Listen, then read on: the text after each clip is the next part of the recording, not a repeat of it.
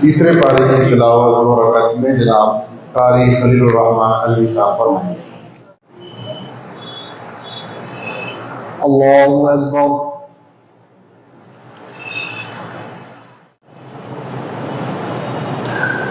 अल्हम्दुलिल्लाहि रब्बिल आलमीन अर्रहमानिर रहीम मालिकि यौमिद्दीन इय्याका नअबुदु व इय्याका नस्तईन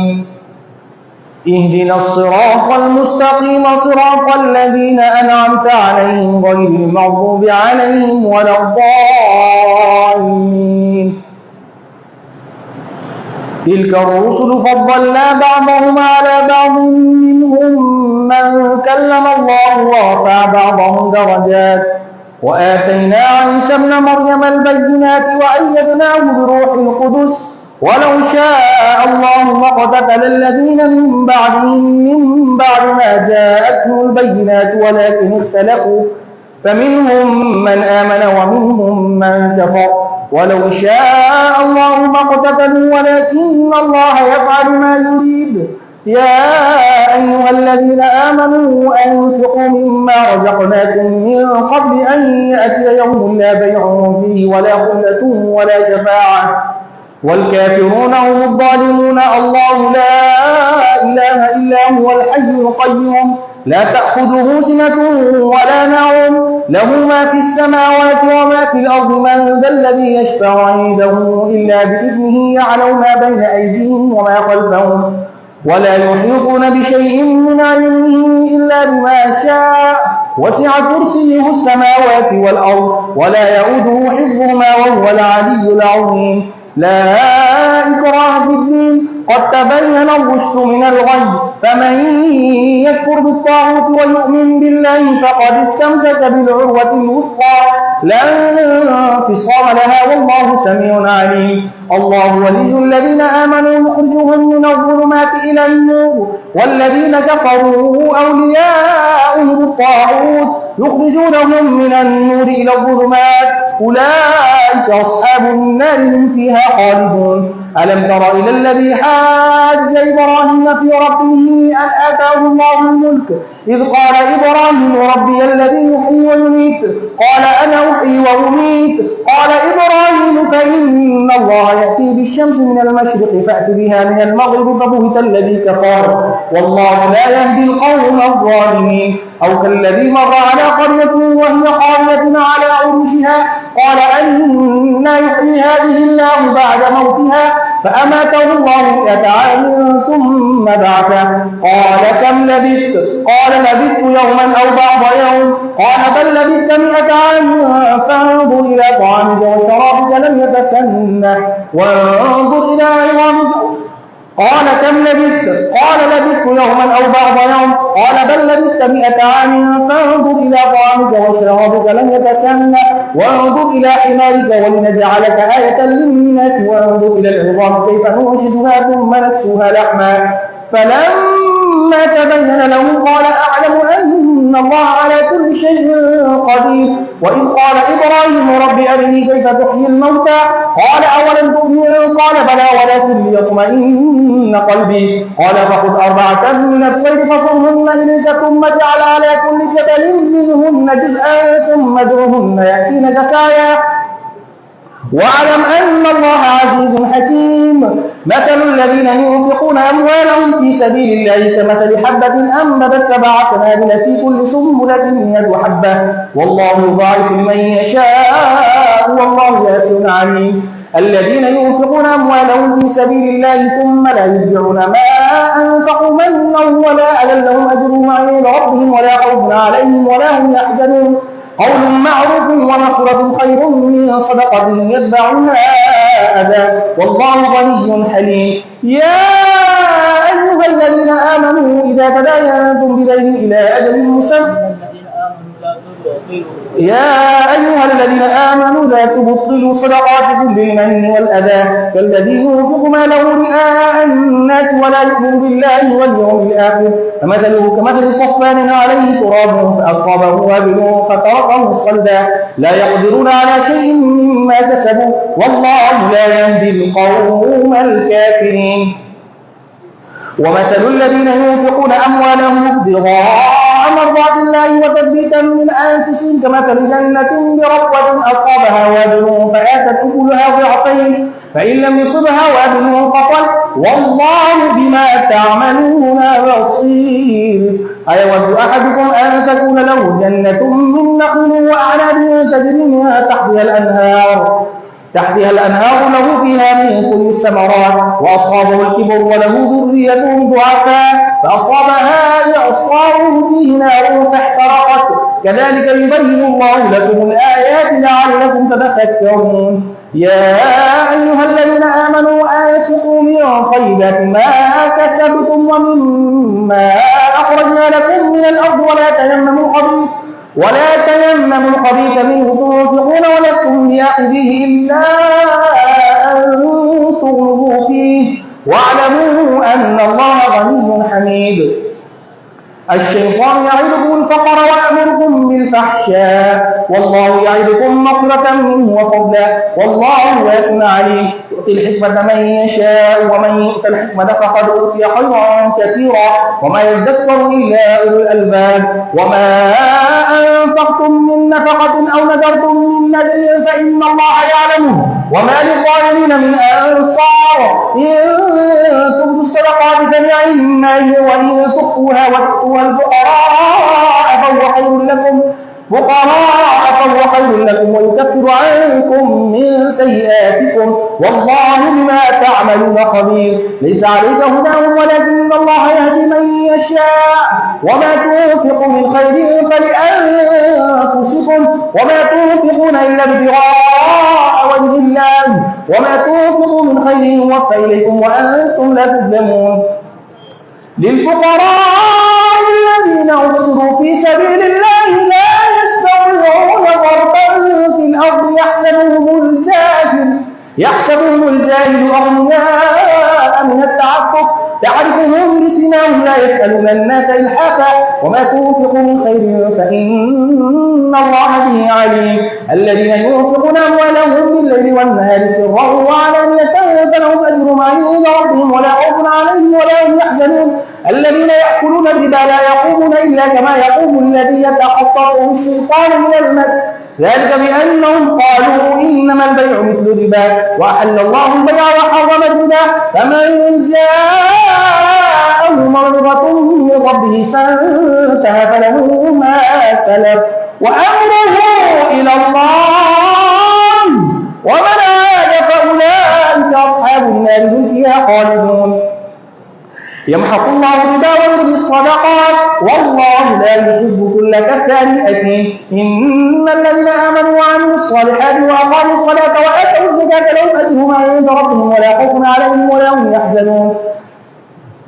إن الذين آمنوا وعملوا الصالحات وأقاموا الصلاة وآتوا الزكاة لهم أجرهم عند ربهم ولا خوف عليهم ولا هم يحزنون. يا أيها الذين آمنوا اتقوا الله وذروا ما بقي من الربا إن كنتم مؤمنين فإن لم تفعلوا فأذنوا بحرب من الله ورسوله وإن تبتم فلكم رؤوس أموالكم لا تظلمون ولا تظلمون وإن كان ذو عسرة فنظرة إلى ميسرة وأن تصدقوا خير لكم إن كنتم تعلمون واتقوا يوما ترجعون فيه إلى الله ثم توفى كل نفس ما كسبت وهم لا يظلمون. يا أيها الذين آمنوا إذا تداينتم بدين إلى أجل مسمى فاكتبوه وليكتب بينكم كاتب بالعدل ولا يأبى كاتب أن يكتب كما علمه الله فليكتب وليملل الذي عليه الحق وليتق الله ربه ولا يبخس منه شيئا. فإن كان الذي عليه الحق سفيا أو ضعيفا أو لا يستطيع أن يمل هو فليملل وليه بالعدل واستشهدوا شهيدين من رجالكم فإن لم يكونا رجلين فرجل وامرأتان ممن ترضون من الشهداء أن تضل إحداهما فتذكر إحداهما الأخرى ولا يأبى الشهداء إذا ما دعوا ولا تسأموا أن تكتبوه صغيرا أو كبيرا إلى أجله ذلكم أقسط عند الله وأقوم للشهادة وأدنى ألا ترتابوا إلا أن تكون تجارة حاضرة تديرونها بينكم فليس عليكم جناح ألا تكتبوها وأشهدوا إذا تبايعتم ولا يضار مهيب وإن تفعلوا فإنه فسوق بكم واتقوا الله ويعلمكم الله والله بكل شيء عليم وإن كنتم على سفر ولم تجدوا كاتبا فبهذه المحفوظة فإن أمن بعضكم بعضا فليؤدي الذي اؤتمن أمانته وليتق الله ربه ولا تكتموا الشهادة ومن يكتمها فإنه آثم قلبه والله بما تعملون عليم لله ما في السماوات وما في الأرض وإن تبدوا ما في أنفسكم أو تخفوه يحاسبكم به الله فيغفر لمن يشاء ويعذب من يشاء والله على كل شيء قدير آمن الرسول بما أنزل إليه من ربه والمؤمنون كل آمن بالله وملائكته وكتبه ورسله لا نفرق بين أحد من رسله وقالوا سمعنا وأطعنا غفرانك ربنا وإليك المصير لا يكلف الله نفسا إلا وسعها لها ما كسبت وعليها ما اكتسبت ربنا لا تؤاخذنا إن نسينا أو أخطأنا ربنا ولا تحمل علينا إصرا كما حملته على الذين من قبلنا ربنا ولا تحملنا ما لا طاقة لنا به واعف عنا واغفر لنا وارحمنا أنت مولانا فانصرنا على القوم الكافرين بسم الله الرحمن الرحيم ألف لام ميم الله لا إله إلا هو الحي القيوم نزل عليك الكتاب بالحق مصدقا لما بين يديه وأنزل التوراة والإنجيل من قبل هدى للناس وأنزل الفرقان إن الذين كفروا بآيات الله لهم عذاب شديد والله عزيز ذو انتقام إن الله لا يخفى عليه شيء في الأرض ولا في السماء هو الذي يصوركم في الأرحام كيف يشاء لا إله إلا هو العزيز الحكيم والذي أنزل عليك الكتاب منه آيات محكمات هن أم الكتاب وأخر متشابهات فأما الذين في قلوبهم زيغ فيتبعون ما تشابه منه ابتغاء الفتنة وابتغاء تأويله وما يعلم تأويله إلا الله والراسخون في العلم يقولون آمنا به كل من عند ربنا وما يذكر إلا أولو الألباب ربنا لا تزغ قلوبنا بعد إذ هديتنا وهب لنا من لدنك رحمة إنك أنت الوهاب ربنا إنك جامع الناس ليوم لا ريب فيه إن الله لا يخلف الميعاد إن الذين كفروا لا تغني عنهم أموالهم ولا أولادهم من الله شيئا وأولئك هم وقود النار كدأب آل فرعون والذين من قبلهم كذبوا بآياتها فأخذهم الله بذنوبهم والله شديد العقاب قل للذين كفروا ستغلبون وتحشرون إلى جهنم وبئس المهاد قد كان لكم آية في فئة التقتا فئة تقاتل في سبيل الله وأخرى كافرة يرونهم مثلهم رأي العين والله يؤيد بنصره من يشاء إن في ذلك لعبرة لأولي الأبصار زين للناس حب الشهوات من النساء والبنين والقناطير المقنطرة من الذهب والخيل المسومة والأنعام زين للناس حب الشهوات من النساء والبنين والقناطير المقنطرة من الذهب والفضة والخيل المسومة والأنعام والحرث ذلك متاع الحياة الدنيا والله عنده حسن المآب قل أنبئكم بخير من ذلكم للذين اتقوا عند ربهم جنات تجري من تحتها الأنهار خالدين فيها وأزواج مطهرة ورضوان من الله والله بصير بالعباد الذين يقولون ربنا إننا آمنا فاغفر لنا ذنوبنا وقنا عذاب النار الصابرين والصادقين والقانتين والمنفقين والمستغفرين بالأسحار شهد الله أنه لا إله إلا هو والملائكة والملائكة وأولو العلم قائما بالقسط لا إله إلا هو العزيز الحكيم إن الدين عند الله الإسلام وما اختلف الذين أوتوا الكتاب إلا من بعد ما جاءهم العلم بغيا بينهم ومن يكفر بآيات الله فإن الله سريع الحساب فإن حاجوك فقل أسلمت وجهي لله ومن اتبعني وقل للذين أوتوا الكتاب والأميين أأسلمتم فإن أسلموا فقد اهتدوا وإن تولوا فإنما عليك البلاغ والله بصير بالعباد الله أكبر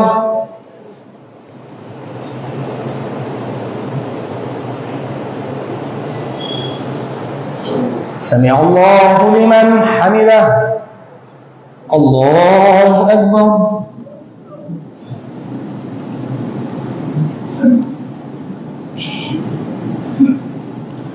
الله أكبر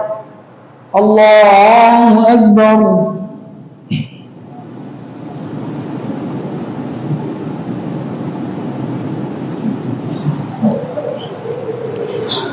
الله أكبر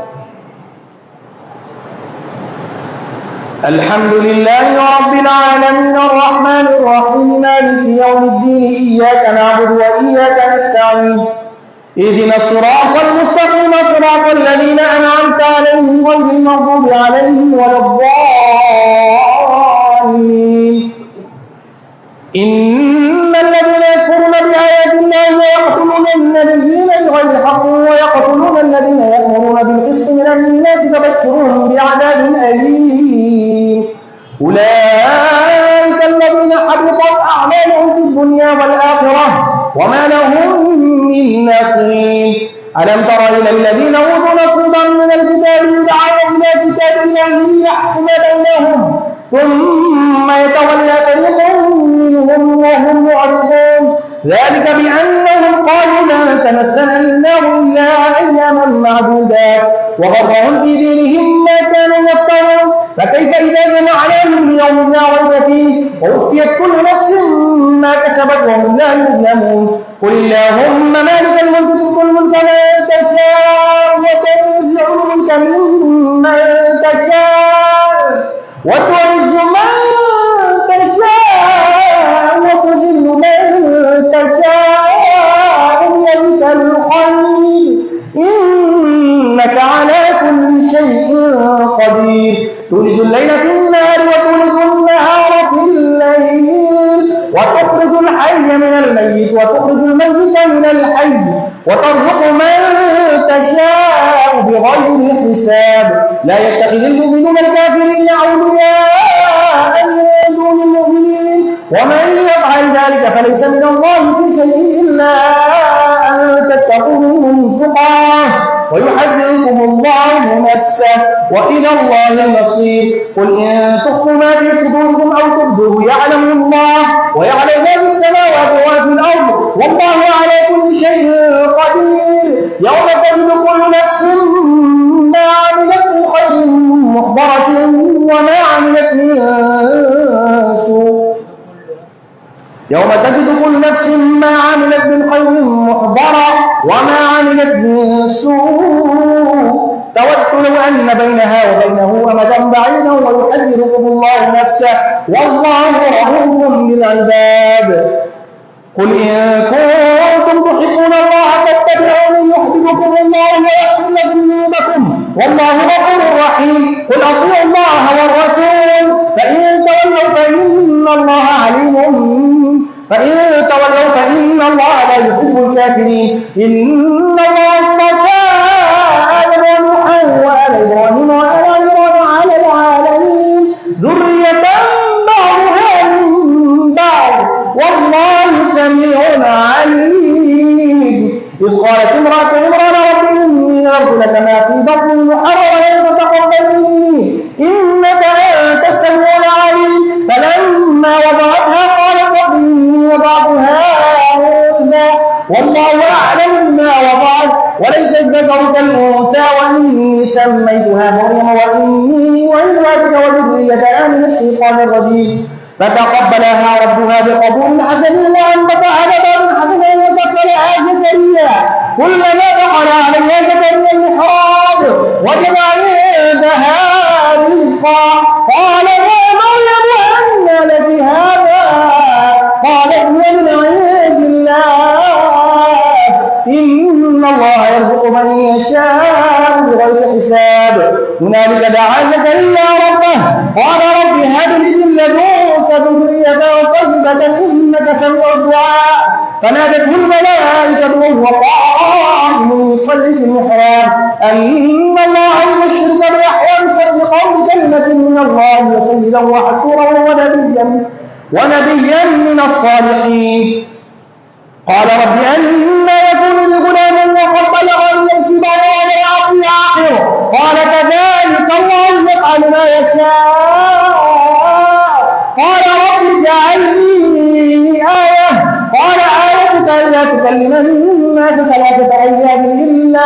رمزا واذكر ربك كثيرا وسبح بالعشي والإبكار وإذ قالت الملائكة يا مريم إن الله اصطفاك وطهرك واصطفاك على نساء العالمين يا مريم اخرجي لربك واسجدي واركعي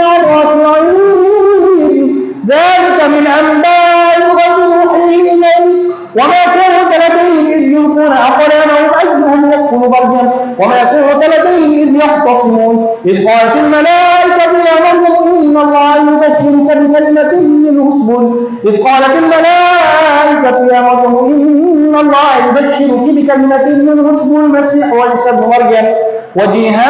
في الدنيا والآخرة ومن المقربين ويعلمه الكتاب ويكلم الناس في المهد وكهلا ومن الصالحين قالت رب أنى يكون لي ولد ولم يمسسني بشر قال كذلك الله يخلق ما يشاء إذا قضى أمرا فإنما يقول له فيكون ويعلمه الكتاب والحكمة والتوراة والإنجيل ورسولا إلى بني إسرائيل أني قد جئتكم بآية من ربكم أني أخلق لكم من الطين كهيئة الطير فأنفخ فيه فيكون طيرا بإذن الله وأبرئ الأكمى والأبرص وأحيي الموتى بإذن الله وأنبئكم بما تأكلون وما تدخرون في بيوتكم إن في ذلك لآية لكم إن كنتم مؤمنين ومصدقا لما بين يدي من التوراة ولأحل لكم بعض الذي حرم عليكم وجئتكم بآية من ربكم فاتقوا الله وأطيعون إن الله ربي وربكم فاعبدوه هذا صراط مستقيم فلما أحس عيسى منه الكفر قال من أنصاري إلى الله قال الحواريون نحن أنصار الله آمنا بالله واشهد بأننا مسلمون ربنا آمنا بما أنزلت واتبعنا رسولك فاكتبنا مع الشهيدين ونكروا الله والله خير الماكرين إذ قال الله يا عيسى إني متوفيك ورافعك إلي ومطهرك من الذين كفروا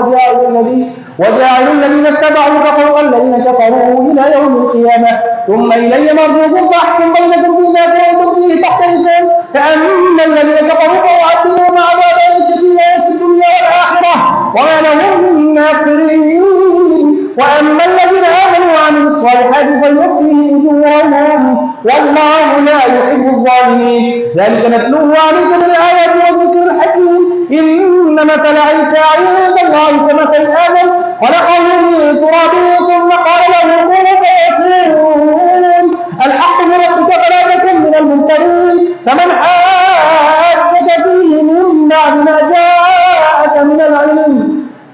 العلم فقل تعالوا ندعو أبناءكم ونساءنا ونساءكم وأنفسنا وأنفسكم ثم نبتهل فنجعل لعنة الله على الكاذبين إن هذا لهو القصص الحق وما من إله إلا الله وإن الله لهو العزيز الحكيم فإن تولوا فإن الله عليم بالمفسدين قل يا أهل الكتاب تعالوا إلى كلمة سواء بيننا وبينكم ألا نعبد إلا الله ولا نشرك به شيئا ولا يتخذ بعضنا بعضا أربابا من دون الله فإن تولوا فقولوا اشهدوا بأننا مسلمون يا أهل الكتاب لم تحاجون في إبراهيم وما أنزلت التوراة والإنجيل إلا من بعده أفلا تعقلون ها أنتم هؤلاء حاجزتم فيما لكم به علم فلم تحاجون فيما ليس لكم به علم والله يعلم وأنتم لا تعلمون ما كان إبراهيم يهوديا ولا نصرانيا ولكن كان حنيفا مسلما وما كان من المشركين إن أولى الناس بإبراهيم للذين اتبعوه وهذا النبي والذين آمنوا والله ولي المؤمنين ودت طائفة من أهل الكتاب لو يضلونكم وما يضلون إلا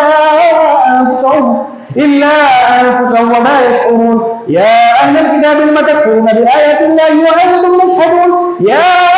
أهل الكتاب لم تلبسون الحق بالباطل وتكتمون الحق وأنتم تعلمون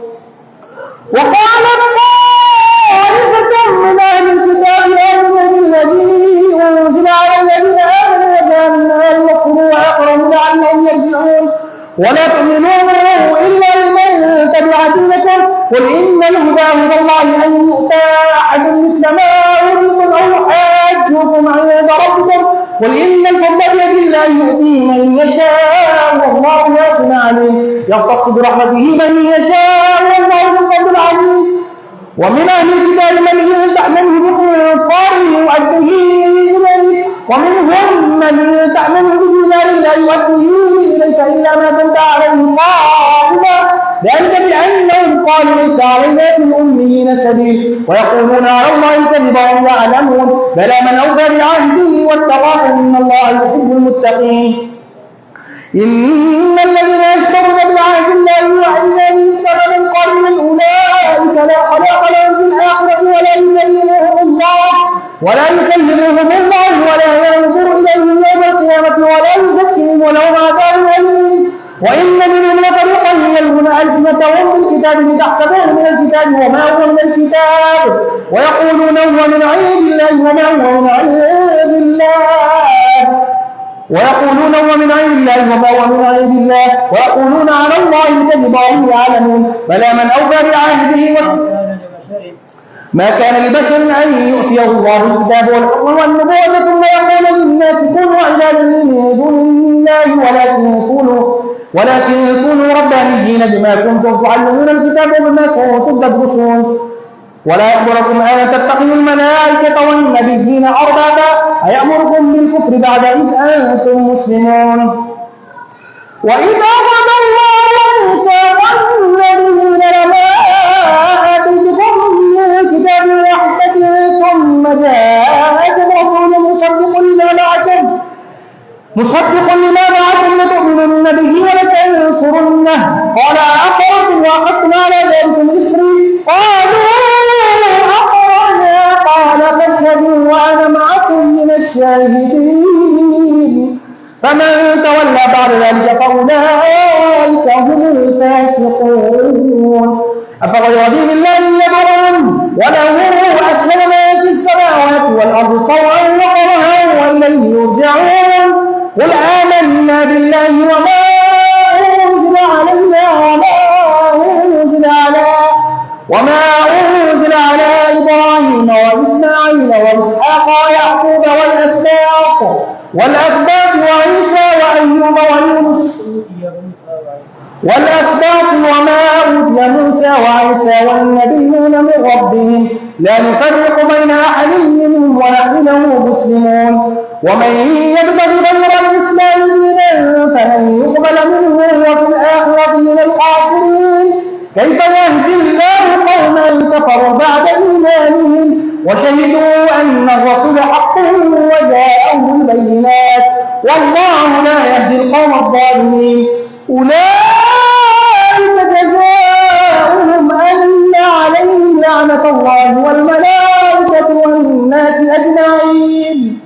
خالدين فيها لا يخفف عنهم العذاب ولا هم ينظرون إلا الذين تابوا من بعد ذلك وأصلحوا فإن الله غفور رحيم إن الذين كفروا بعد إيمانهم ثم ازدادوا كفرا لن تقبل توبتهم لن تقبل توبتهم وأولئك هم الضالون. إن الذين كفروا وماتوا وهم كفار فلن يقبل من أحدهم ملء الأرض ذهبا ولو افتدى به، أولئك لهم عذاب أليم وما لهم من ناصرين. الله أكبر.